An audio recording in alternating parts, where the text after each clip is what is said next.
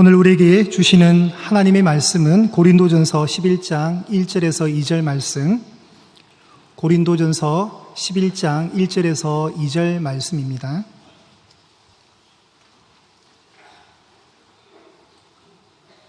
제가 말씀을 봉독하겠습니다. 내가 그리스도를 본받는 자가 된 것 같이 너희는 나를 본받는 자가 되라. 너희가 모든 일에 나를 기억하고 또 내가 너희에게 전하여 준 대로 그 전통을 너희가 지킴으로 너희를 칭찬하노라.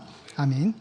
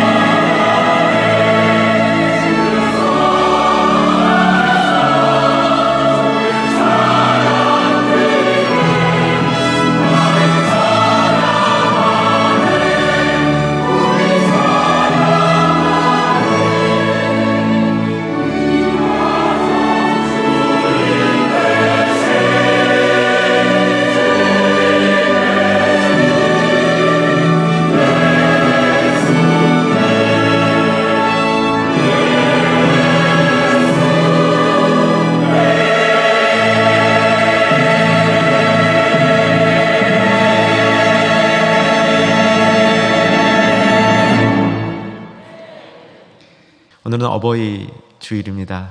이 땅의 어버이들에게 하나님의 참 기뻐하심, 또 풍성한 함께 하심이 있기를 소망합니다. 부모가 되면 자녀들에게 최선의 것을 제공해 주고 싶은 마음이 생깁니다. 이것은 당연한 것이고요. 혹 형편이 모자르거나 아니면 부모의 판단이 지금 자녀에게 과한 것을 주는 것이 옳지 않다 생각해서 절제하는 경우는 있을 수 있지만, 부모는 자녀에게 항상 최선의 것을 주고 싶어 합니다. 부모가 자녀에게 뭘 제공해야 되는가? 기본적으로 부모는 자녀들에게 보호를 제공해 줘야 되죠. 안전하게 살 수 있도록. 그리고 삶에 필요한 것들을 제공해 줘야 됩니다. 불편하지 않을 정도로. 그리고 무엇보다도 어떻게 살아야 되는가 인생 안내를 해줘야 되죠. 이렇게 사는 것이 바른 길이다라는 길을 제시해 줘야 됩니다. 이것은 동서고금막론하고 어느 시대에 어느 부모들에게도 책임으로 주어졌던 부분인데, 이것을 잘 살펴보면 참 놀랍게도 언약과 일치합니다. 언약의 3가지. P로 시작했죠. 하나님의 공급, 하나님의 보호, 하나님의 계획. 이것이 그냥 언약을 모르는 사람들도 이 시대를 살아가는 동안에 꼭 필요한 것이라는 것이죠. 우리는 이렇게 정리할 수 있습니다. 언약을 통해서 하나님이 우리의 참된 아버지시다 라는 사실을 보여주고 있는 것이죠. 사실 그래서 신앙이 없이 부모가 된다는 것은 대단히 수고로운 일일 것 같습니다. 아니, 수고로운 일을 넘어서서 위험한 일일 수도 있습니다. 부모가 마땅히 자식들에게 해줘야 될 그런 원리들을 모르고 부모가 된다는 것은 위험한 일이라는 생각까지도 듭니다. 부모가 자녀를 양육하는 가장 기본적인 방법은 본을 보여주는 거죠. 교육에 있어서 본을 보여주는 것은 역시 역사적으로 가장 좋은 방법이었습니다. 그래서 부모는 자녀들에게 본을 보여줘야 됩니다. 오늘 어버이 주일 말씀은 우리 충현의 가족들 대체로 자녀를 두고 키우는 세대가 더 많은 것 같아요. 그래서 어버이로서 어떻게 가정을 이끌 것인가에 관심을 두려고 합니다. 부모들은 사실은 자녀들에게 본을 보이기에 그다지 부족하지 않습니다. 많은 부모들이 내가 좀 부족하다고 생각합니다. 우리 자녀는 나보다 나아지기를 바라죠. 사실 많은 부모님들이 그러리라 생각합니다. 하지만 부모가 자녀에게 본을 보여주기에는 부족함이 별로 없습니다. 여러분, 자신을 가지시기 바랍니다. 저에게도 이런 확신을 하게 된 계기가 있었는데, 미국에서 중고등학생들을 가르치던 전도사 하던 시절에 2세들이죠. 1세들하고 잘 소통도 안 됩니다. 그리고 이민간 1세들은 본국에서의 삶보다는 조금 더 노동적인 일을 할 때가 있어서 외적으로는 자녀들이 그렇게 부모들을 이 귀하게 여길까 하는 생각이 좀 들 때도 있습니다. 그런데 제가 놀란 경험을 하나 했습니다. 아이들에게 부모에 대해서 어떻게 생각하냐 했더니 절대 다수 애들이 우리 부모님 훌륭합니다. 우리 부모님 내가 따르고 싶은 모델입니다. 그런 얘기를 한 거예요.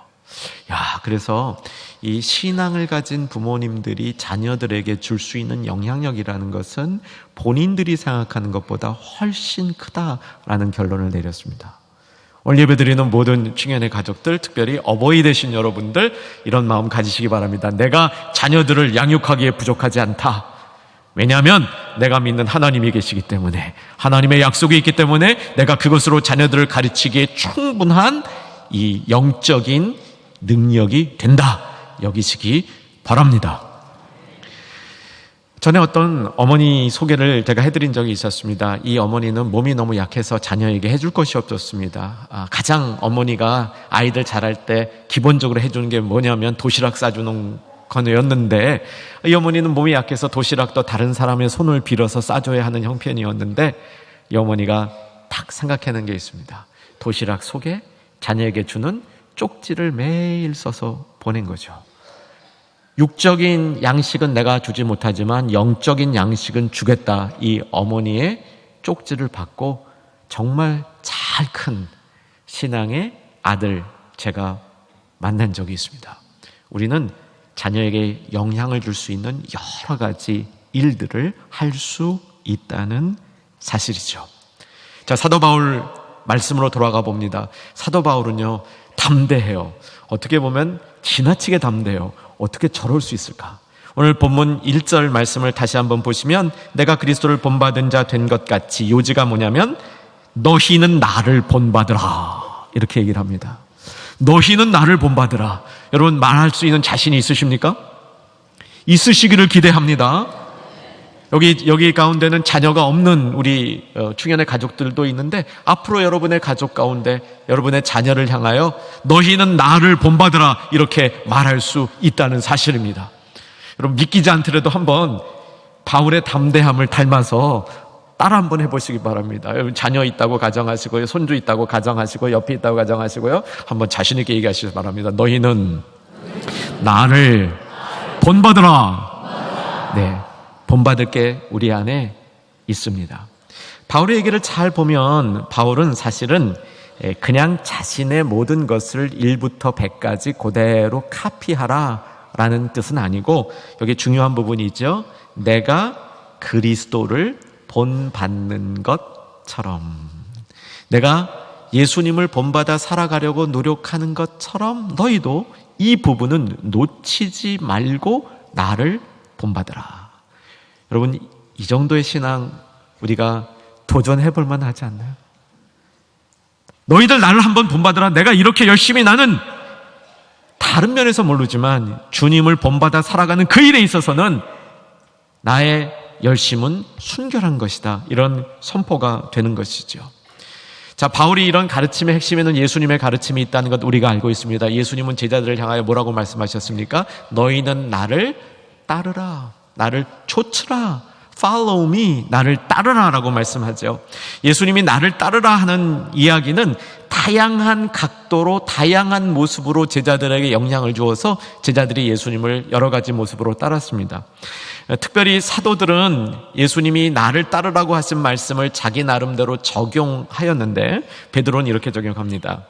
베드로전서 2장 21절 자막으로 보겠습니다. 베드로전서 2장 21절에서 베드로는 같이 한번 잘 읽겠습니다. 이를 위하여 너희가 부르심을 받았으니 그리스도도 너희를 위하여 고난을 받으사 너희에게 본을 끼쳐 그 자취를 따라오게 하려 하셨느니라. 밑에서 세 줄 다시 한번 보시면 너희에게 본을 끼쳐 그 자취를 따라오게 하려 하셨느니라. 예수님이 본을 보이셨다는 거예요. 그러니까 바울이 한 얘기를 보면 예수님이 본을 보여서 예수님을 따라오게 한 것처럼 나도 똑같이 본을 보여서 우리의 다음 세대가 예수님을 따르게 하라, 이런 가르침인 거죠. 어떤 분들이 이렇게 주석을 합니다. 베드로전서 2장 21절 조금 전에 그 자취를 따라오게 한다, 이 말을 설명하는데, 이 어린아이 한 2살, 3살 이제 뭐 막 그 연필 잡을 수 있는 아이가 사자를 그리면 어떻게 될까요? 사자를 그리면 사자같이 될까요? 사자같이 정상적으로는 안 됩니다. 근데 그 아이도 사자를 사자같이 그릴 수 있는 방법이 있긴 있습니다. 어떤 방법이냐면 점을 연결하는 겁니다. 1번, 2번, 3번 점으로 쭉 사자를 그려놓고 점만 따라 연결하면 사자가 나오도록 만드는 거 있죠? 이거예요. 그 얘기를 하는 거예요. 자취를 따라오게 한다는 것이 1세기 문화 가운데도 그런 교육법이 있었는데 그 내용을 설명해 주고 있다. 이해가 좀 되지 않나요? 예수님이 우리를 따라오게 할 때에는 그냥 막연히 너희 원하는 방식으로 따라오려는 것이 아니라 어린 아이도 따를 수 있는 자취를 따라오게 하는 방식으로 따르도록 인도하셨다는 거죠. 누가복음에 보면 예수님을 따르는 방법 중에 계속적으로 강조하고 있는 게 뭐냐면, 예수님을 따르려면 예수님 뒤에서 따라야 된다는 겁니다. 앞에 가지 말고, 앞장서지 말고, 예수님 위에 있지 말고 예수님 뒤에서 예수님을 따라야 되는 것을 강조하죠. 요한복음에 가면 예수님 안에 거하라 이렇게 얘기하는데, 예수님과 함께 하나님의 일에 참여하라 라는 뜻이에요. 예수님과 한 공간에서 하나님의 일을 같이 하면서 예수님과 함께 하라, 이런 모습으로 예수님을 따르라 설명하고 있고요. 바울은 내가 예수님을 모방한 것처럼 너희도 나를 본받으라. 이거 다르게 말하면 모방하라는 거예요. 나를 카피하라는 겁니다. 나와 똑같이 한번 해보라는 겁니다. 이런 담대함과 자신 있는 모습으로 다음 세대 앞에 도전했다는 겁니다. 저는 우리 충현의 가족들이 다음 세대를 충분히 사랑하고 있다고 믿습니다. 그리고 우리는 하나님을 나름대로 열심히 사랑하며 따르고 있다고 믿습니다. 그런데 우리의 약점은 뭐냐면 내가 믿고 내가 따르는 하나님 이 신앙을 자신들에게 자손들에게 자신 있게 전하지 못하는 겁니다. 뭔가 전하는데 쭈삣쭈삣하다는 것이죠. 그런 모습들이 우리에게 마땅히 물려줘야 될 신앙의 전통들이 다음 세대로 넘어가는데 걸림돌이 될 수 있다는 사실입니다. 저는 그래서 저와 여러분에게 이렇게 선포하는 겁니다. 우리 본받을 게 있는 사람들입니다. 더욱더 예수님을 우리가 힘껏 따라가고 본받으면서 다음 세대 앞에 그러라 라고 자신 있게 말할 수 있는 우리 모두가 되기를 주 안에서 소망합니다. 어떻게 예수님을 바울은 따랐는가? 이제 2절로 넘어가면 조금 더 구체적인 가르침이 나오고 있는데 2절도 같이 한번 읽겠습니다. 읽습니다. 너희가 모든 일에 나를 기억하고 또 내가 너희에게 전하여 준 대로 그 전통을 너희가 지킴으로 너희를 칭찬하노라. 여기서도 바울이요, 또 담대함이 또 나와요. 내가 너희에게 가르쳐 준 그대로 너희들이 지킴으로 참 칭찬한다. 내가 그러길 바란다. 이만큼 내가 너희에게 전해준 일은 자신 있는 일이다. 이런 확신이 그 가운데 있는 것이죠. 바울이 고린도에 있는 성도들에게 전해준 이 전통은 무엇일까요? 다시 한번 2절을 눈여겨보시면 전통이 있다고 얘기합니다. 전하여 준 전통을 그대로 지키고 있기 때문에 내가 너희를 칭찬한다, 기쁘다, 이런 표현을 하고 있는 것이죠. 무엇을 전해줄까요? 사랑하는 여러분, 다시 한번 여러분들과 나누기를 간절히 원하는 부분은 우리가 믿는 이 예수님, 하나님, 성경에는 반드시 다음 세대에 전해줄 전통이 있습니다. 내가 부족한 부분은 따로 하더라도 내가 믿고 있는 그 신앙에는 반드시 전해줄, 내가 받은 그대로 전해줄, 내가 받아서 내가 내 안에서 그것을 그대로 소화해서 그것을 분명히 하여서 다음 세대에 전해줄 전통이 있다, 믿으셔야 합니다. 그럼 그것이 무엇인가? 사도 바울은 무엇이 그 우리가 보존하여 전해줄 전통이라고 얘기하는가? 오늘 본문을 통해서 살펴볼 수 있기를 바랍니다. 지난주에 우리 성찬 주일을 지냈습니다. 성찬을 집례할 때마다 참 제 마음속에 은혜가 있습니다. 성찬 주일을 맞이하면 감격과 함께 마음속에 부담도 있습니다. 5번 이 성찬을 집례하면서 성찬 주일마다 실수하지 않고 이 성찬을 집례할 수 있기 위해서 제가 깨어 있어야 되는데 육신의 한계가 있는지라 그렇게 깨어있을 수 있기를 늘 기대하는 마음으로 성찬을 인도하는데, 언젠가부터 성찬을 인도하는 그 집례 가운데 성찬의 가장 중요한 부분이 뭘까? 제가 기도하면서 고민을 했었습니다. 연구했는데 제가 내린 결론은 성찬 가장 중간에 그 성도들에게 제가 읽어드리는 부분, 내가 전한 것은 주님께로부터 받은 것이다. 그 말씀 기억나세요? 지난주인데 2달에 한 번씩은 우리가 그 성찬을 참여하는데, 여러분 그 말씀이 어디 나오냐면요, 오늘 본문에서 밑으로 조금 더 읽어나면 고린도전서 11장에 나옵니다. 한번 확인해야 되는데, 고린도전서 11장을 본문에서 밑으로 쭉 내려가면 23절에 이르러서 11장 2절에서 바울이 꼭 전수되기를 원하는 전통이 이거라는 사실을 여러분하고 나누는 겁니다. 바울은 이 내용이 가장 중심적으로 전수되기를 바랬다는 것이죠. 23절 같이 한번 읽습니다. 시작. 내가 너에게 전한 것은 주께 받은 것이니 곧 주 예수께서 잡히시던 밤에 떡을 가지사, 그 다음에 축사하셨죠. 이후로 잔을 드시사 축사하셨습니다. 축사하시면서 뭐라고 얘기하냐면 이것은 내 몸이니 이것은 내 피니 너희가 이것을 뭐하라? 기념하라라고 얘기합니다. 기억하라고 얘기하지 않고 기념하라고 얘기합니다. 여러분, 기념과 기억이 어떻게 다른지 다시 한번 설명해 드립니다. 기억은 메모리, 나의 그 머릿속에 기억력으로 나타나는 것이고, 기념은 그 현장 속에 내가 있는 것을 경험하는 겁니다. 그 현장 속에. 그러니까 예수 그리스도와 제자들이 최후의 만찬하는 현장 속에 이 일을 전해받은 후손들도 마치 그 자리에 있는 것처럼 그 일을 경험하게 하라. 이것이 전해줄 전통이라는 겁니다. 이해가 되셨습니까? 뭐를 전해줘야 될지. 오늘 이 본문에서는 우리가 전해줘야 될 많은 것 중에 가장 핵심적인 것이 뭐냐면 그리스도의 성만찬의 정신, 의미를 전해주라는 겁니다.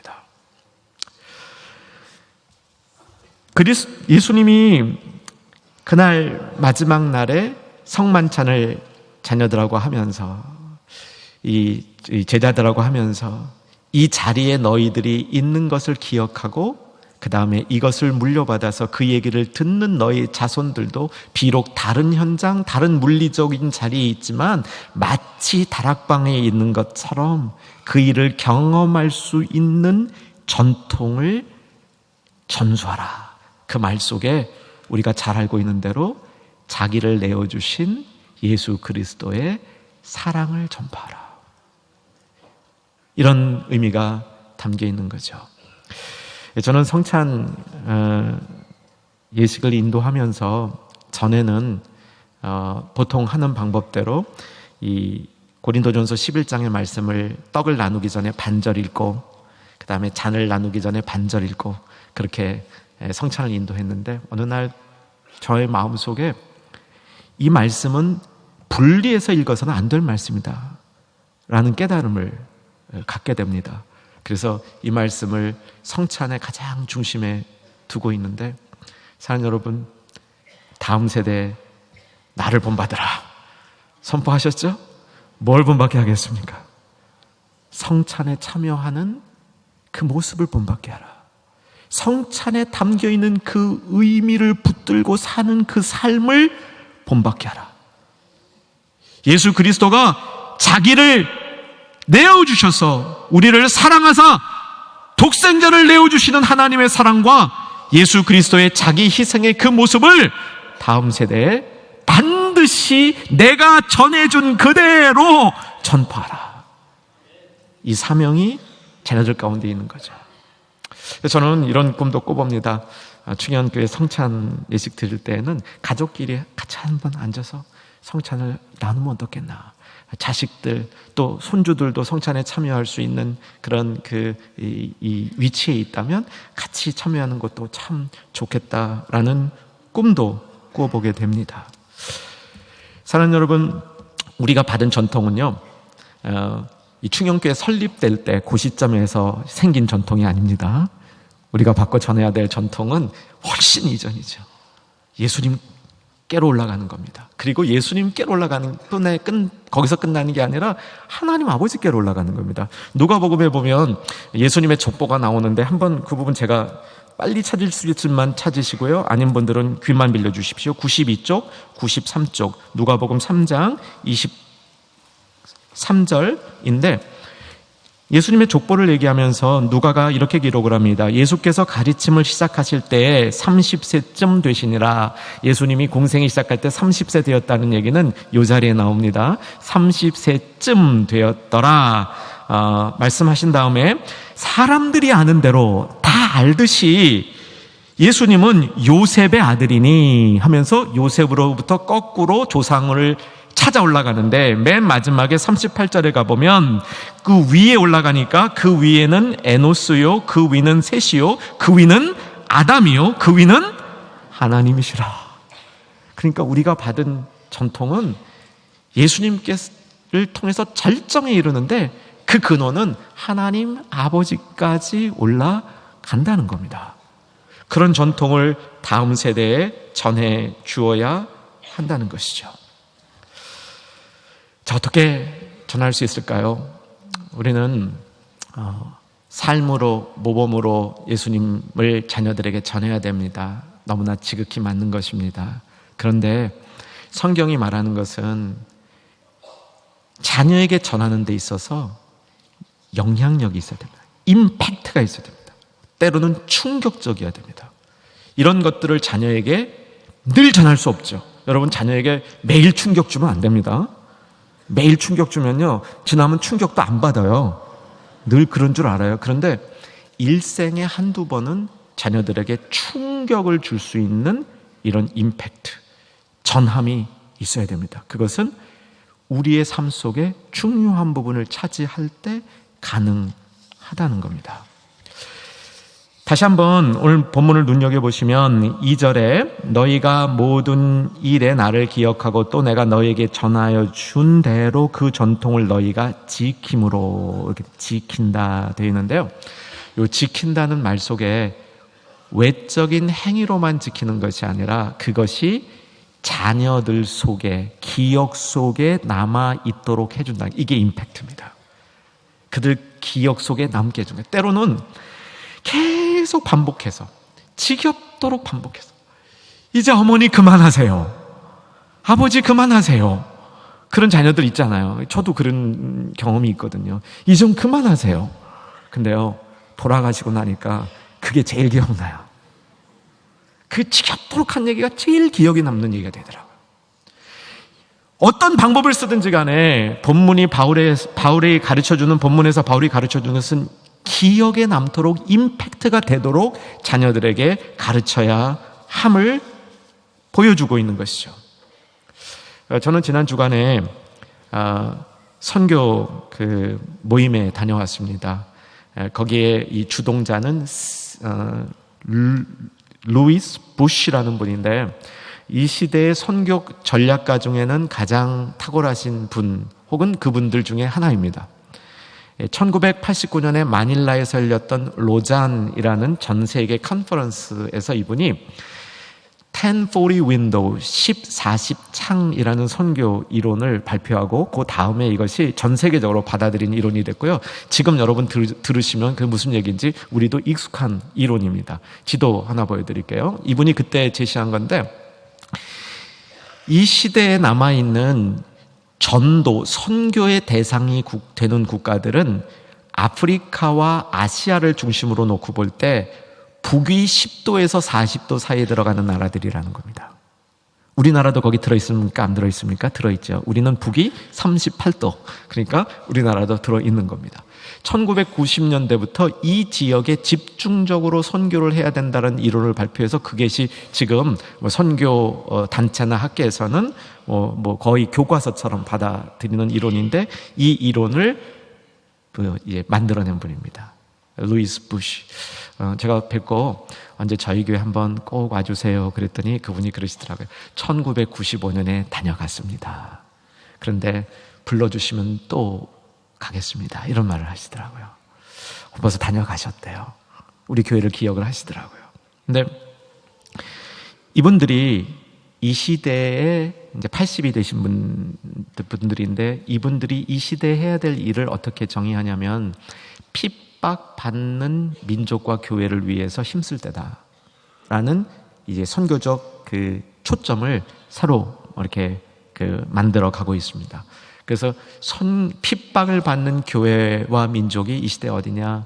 북한과 요즘 중국의 가정교회라는 겁니다. 북한의 지하교회와 중국의 가정교회. 그것을 위해서 그들을 섬길 지도자들을 양성하기 위해서 앞으로 몇 년 동안 집중해야 된다, 이런 도전을 하는 자리에 있었습니다. 이 루이스 부시와 함께 일하는 한국의 선교단체, 특별히 이 일을 이제 같이 진행하기를 원하는 선교단체가 있었는데, 이 선교단체의 프레시던트죠. 이 선교단체 장이 잠깐 간증을 하는데 저한테 꽤 큰 도전이 되었습니다. 1962년부터 이 도전을 받았대요. 그래서 67년에 미국에 건너가게 됐고, 미국에서 이런 북한의 지하교회와 중국 가정교회를 위한 사역을 한 지 50년 되었다. 근데 그 사역이 어떻게 시작이 됐냐면요. 이분이 12살 때 어머니가 아들한테 너 북한을 위해서 북한으로 가서 선교하라고 그랬대요. 어머니는 목회자 아닙니다. 그러니까 아버지가 목회자인데 좀 일찍 돌아가신 것 같아요. 그래서 12살 난 맏아들이 그 어머니의 이 도전을 받고 거기서 그러겠다 그러겠어요? 속으로 안 된다고 버티는 거죠. 그런데 결국은 그 어머니의 그 순간에 던졌던 그 말이 이루어지는 겁니다. 어머니가 이 아들을 데리고 북한에서 선교를 하려니까 그 당시만 해도 미국 시민권이 필요하다 판단이 들었고 어떻게 미국에 갈 건가 고민을 했는데 미국에 갈 돈이 없는 거죠. 그 도련을 마련하기 위해서 아들을 데리고 병원에 가서 어머니가 눈을 빼어서 팔려고 한 거예요. 근데 처음에는 한 알만 해도 된다고 그랬는데 막상 가니까 병원에서 두 알을 다 해야 그 값이 된다 그래서 결국은 포기하고 돌아왔는데, 긴 이야기를 줄이면 그렇게 해서 하나님이 어떻게 그들을 보낸 거예요. 어머니는 바로 돌아가시고요. 아들 4명만 남은, 부모 없이 아들 4명만 남았는데 그 가정이 미국으로 도미해서 이 사역을 하게 된 그런 이야기입니다. 제가 여러분에게 이 이야기를 통해서 한 가지 말씀드리고 싶은 거는 어머니의 도전이라는 겁니다. 어머니의 도전. 어머니의 도전이 자녀들에게 갈 길을 제시해 주는 겁니다. 자녀들이 하나님의 뜻으로 받고 그 뜻을 전수받아서 주의 일들을 감당하는 그 자리로 나아갈 수 있도록 이끌어주는 그 도전이라는 거죠. 사랑하는 여러분, 우리는 삶으로 모범을 보여야 됩니다. 교육 중에 가장 좋은 방법은 모범의 교육이죠. 그런데 우리는 때로는 삶으로 모범을 보여야지 하면서 삶으로도 모범이 안 되고 말도 못하고 그냥 어정 나에게 좋은 것 자녀들에게 물려주지 못하고 지나가는 그런 신앙의 자리에 있게 될 때가 있다는 겁니다. 사랑하는 여러분, 바울이 뭐라고 얘기합니까? 나를 본받으라. 너희는 나를 본받으라. 내가 그리스도를 본받은 것처럼 너희는 나를 본받으라. 이렇게 말할 수 있는 우리가 되기를 바랍니다. 다음 세대를 위해서 우리가 해야 될 일은 무엇입니까? 저는 토양을 만들자 2년 전부터 여러분하고 나눈 이야기입니다. 충영교회가 그런 토양이 만들어져야 된다는 것이죠. 씨 뿌리는 자의 비유를 우리 2년 전에 나눴습니다. 씨가 어디에 뿌려졌냐면 4종류의 밭에 뿌려졌죠. 길가와 돌밭과 가시덤불과 옥토에 뿌려졌습니다. 각각 그 모습이 있었습니다. 저는 이 비유를 이렇게 해석한다고 말씀드린 적이 있습니다. 이 4가지 밭은 나는 항상 옥토고 김집사는 항상 돌밭이가 아니고 모든 사람 안에 4개의 밭이 항상 나타나는 겁니다. 그래서 오늘 떨어진 말씀은 어떤 사람에게는 돌밭에 떨어진 말씀이고 어떤 사람에게는 길가에 떨어진 말씀인데 어떤 사람에게는 옥토에 떨어진 말씀이 되는 겁니다. 오늘 이 설교 말씀 중에도 어떤 말씀은 구체적으로 어떤 사람에게 돌밭이 되고 어떤 사람에게는 가시덤불이 되고 어떤 사람에게는 옥토가 되는 겁니다. 그럼 우리가 해야 될 일이 뭐냐? 토양을 좋게 만드는 겁니다. 씨 뿌리는 자의 비유에서 우리가 배웠던 2가지 교훈, 잊어서는 안 되는 2가지 교훈. 첫째, 씨는 계속 뿌리는 것이다. 돌밭이 옥토되는 방법, 씨를 계속 뿌리는 겁니다. 가시덤불이 옥토되는 방법, 씨를 계속 뿌리는 겁니다. 길가가 옥토될 수 있느냐? 있습니다. 씨가 계속 뿌려지면 언젠가 그 씨 중에 하나는 열매를 맺게 되거든요. 그러면 길가도 옥토될 수 있는 겁니다. 우리의 노력은 뭐냐면 더 옥토가 많이 될 수 있는 토양을 만들어가는 것이 다음 세대를 위해서 우리 세대가 해야 될 일이라는 겁니다. 동의하실 수 있기를 주 안에서 소망합니다. 씨는 좋은 것이다. 그렇기 때문에 씨는 계속 뿌려져야 된다. 이것이 씨 뿌리는 자의 핵심적인 가르침이었습니다. 이제 말씀을 정리합니다. 우리가 다음 세대에 물려줄 좋은 토양은 예수님을 따라간 흔적이 있는 토양입니다. 내가 변한 토양입니다. 저는 가장 복된 교회가 어떤 교회라고 믿냐면 장로님들이 목사님 제가 요즘 변하고 있습니다. 이런 고백을 하는 교회가 가장 멋진 교회라고 믿습니다. 소망 회원들이 목사님 나는 날마다 새로워지고 있습니다. 이런 고백을 하던 교회가 정말 능력 있는 교회라고 믿습니다. 교회는 예수님을 따라가는 흔적을 따라서 그것이 자양분이 되어서 좋은 토양이 되는 교회가 복된 교회입니다. 히브리서 13장 7절 말씀을 같이 한번 보기 원합니다. 자막으로 보겠습니다. 히브리서 13장 7절 말씀 같이 한번 읽습니다. 하나님의 말씀을 너희에게 일러주고 너희를 인도하던 자들을 생각하며 그들의 행실의 결말을 주의하여 보고 그들의 믿음을 본받으라. 맨 마지막 줄 그들의 믿음을 본받으라. 어떤 믿음이냐면 마지막까지 지켜준 믿음입니다. 중간에 조금 좋다가 없어진 믿음이 아닙니다. 마지막까지 너희에게 말씀을 일러주고 너희를 인도하던 자들을 생각해 보는데 특별히 그들의 행실의 결말을 주의하여 보고 그들의 믿음을 본받으라. 이렇게 선포합니다. 이 말씀 잠깐 접어두고요. 오늘 본문이 고린도전서 11장 1절 2절 말씀인데 고린도전서 10장 하나 앞으로 이동해 보면 10장 13절 말씀 다 같이 찾으셨으면 합니다. 고린도전서 10장 13절 말씀 혹시 아무 마크도 안 돼 있으면 표시를 해두는 것이 좋을 것 같습니다. 고린도전서 10장 13절 말씀 우리 소중한 말씀으로 마음에 담습니다. 읽습니다. 사람이 감당할 시험 밖에는 너희가 당한 것이 없나니 오직 하나님은 미쁘사 너희가 감당하지 못할 시험 당함을 허락하지 아니하시고 시험 당할 즈음에 또한 피할 길을 내사 너희로 능히 감당하게 하시느니라. 이 말씀도 배경을 보면 11절을 보면 본복이 보여주는 거예요. 다음 세대에게 본복이 보여줄 때 무슨 본복을 보여주냐면 하나님께서 나의 삶 속에 피할 길을 내셨다라는 간증이 있는 삶이 되라라는 말씀이라는 거죠. 자, 히브리서 13장 7절로 다시 돌아갑니다. 자막 다시 봐주시고요. 그들의 믿음을 본받으라. 어떤 믿음이냐면 너희에게 신앙을 가르쳐준 사람들입니다. 그들의 믿음을 본받는데 두 줄 위에 그들의 행실의 결말을 보고 우리말 번역상은 행실의 결말과 피할 길이 전혀 다른 표현인데 원어는 같습니다. 그들의 삶 가운데 있었던 피할 길을 주의하여 보고 어떻게 그 인생을 하나님이 인도하셨는가 그것을 보고 그들의 믿음을 본받으라 그겁니다. 그러니까 우리가 나를 본받으라고 얘기하는 것은 내가 잘났다는 뜻이 아니라는 겁니다. 나를 본받으라 그 뜻은 뭐냐면 내 인생에 하나님의 자국이 있어서 하나님의 임재가 하나님의 인도하심이 나타나서 내 인생에 있었던 피할 길 내 능력으로 할 수 없었는데 하나님이 이끌어주신 그 피할 길 그것이 나에게 있는 것 그것으로 다음 세대를 깨우쳐라 그 얘기입니다. 사랑하는 여러분 이제 좀 자신 있게 말할 수 있겠습니까? 내가 그리스도를 본받은 것처럼 너희는 나를 본받으라. 우리 삶으로 이 말씀에 반응하는 우리 모두 되기를 주의 이름으로 축원합니다.